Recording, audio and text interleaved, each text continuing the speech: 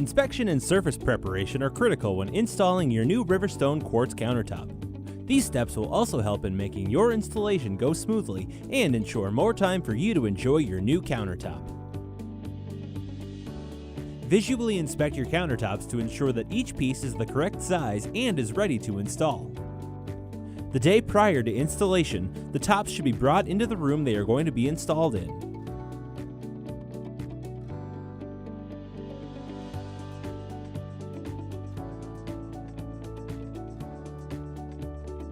The surface that Riverstone quartz countertops are mounted to must be leveled. Use a 48-inch level to find any non-level areas.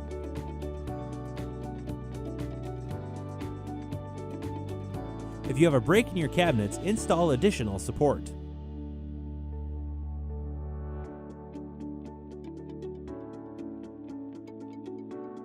Place the countertops in position. Remember that overhangs affect the length of the top.